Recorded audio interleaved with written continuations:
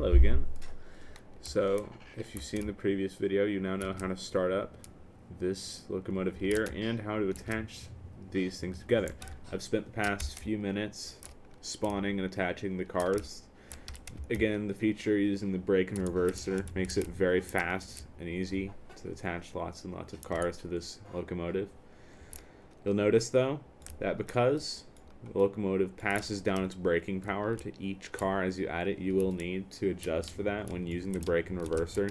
It's not that it has less power, it's just that it brakes faster when you have more cars, which I guess is pretty good because trains are pretty bad at braking notoriously. Anyway, so in this video I'm going to be giving you a tour of the different cars you get. Each one of these are the different unique cars that this comes with, and I'll be showing you how they perform at high speeds, or at least moderately high speeds with this many cars, down some rails.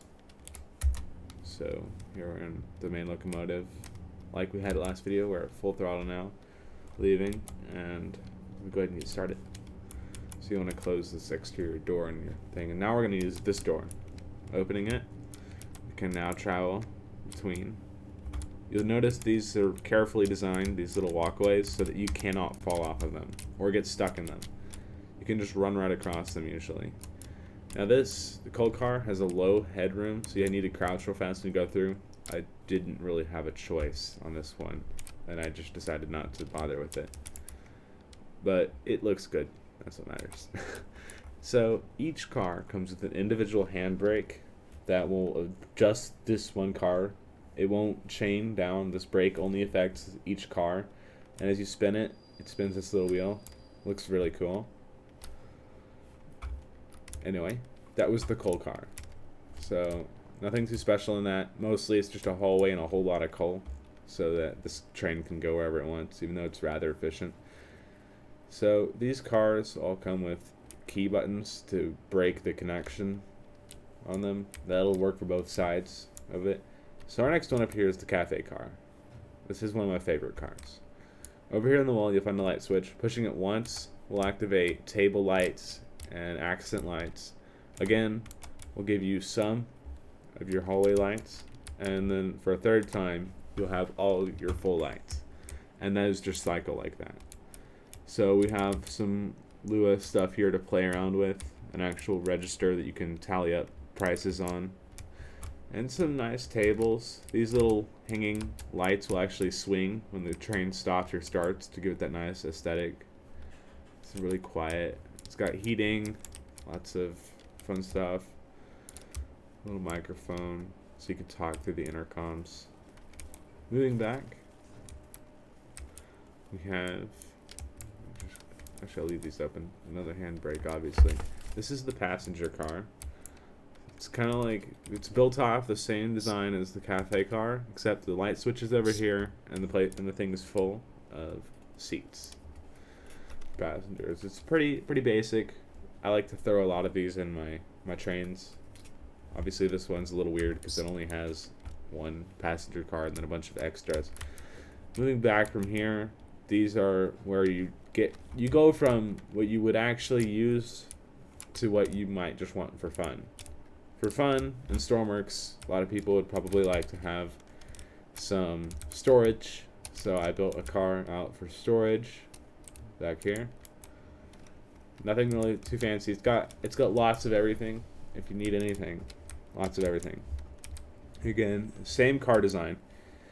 This here. Let's see here. Moving down. This is the medical car. It's got some regular beds and also some medical ones and lots of medical specific supplies. And that's about it. Nothing too fancy in this one. And then down again, this is the final one. This one's a little more fun. This is our luggage car. I called it that because I didn't know what else to call it. But essentially, if you had to move like a small vehicle by train, you could use this one. If you wanted it to look good, you know, like obviously you could get just a flatbed train car to move something. That would be easier. But this one will look good while you're doing it. So we can turn on our lights here. And then, I'm going to close that. This will release these connectors that are holding the door closed, keeping it nice and secure. And now it's going to be all flippity-floppity. So you see if I hit it, it'll kind of jiggle. These roof-mounted pistons will move the door so we can open it like that. And this is how you could move like a small four-wheeler or something in here, or like storage. If you needed to move barrels or supplies, you could load them in this car. And then closing it, you can get it back down, releasing this latch. You gotta jiggle around a little. There, you see it locked. And now that's solid. And obviously, nothing else past here. It's pretty cool.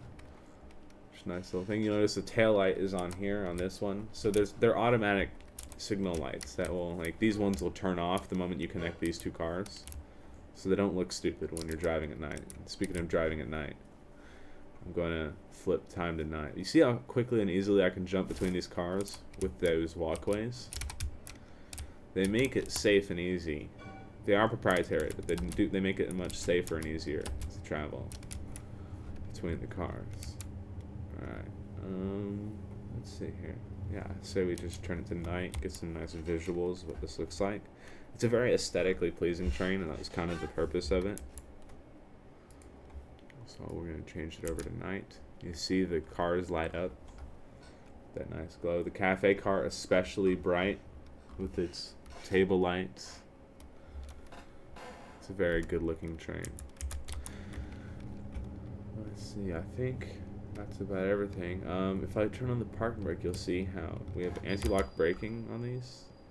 Or at least they're supposed to be anti-lock braking now. When you have all these train cars though, look at that. We went from full steam ahead to a complete stop, just like that. Here, let's turn that off. And boom, we're just chugging along again. Very nice, good looking train. Very photogenic. Very happy with this one. Anyway, hopefully that helps encourage you to check this one out and try it in your next session on Stormworks.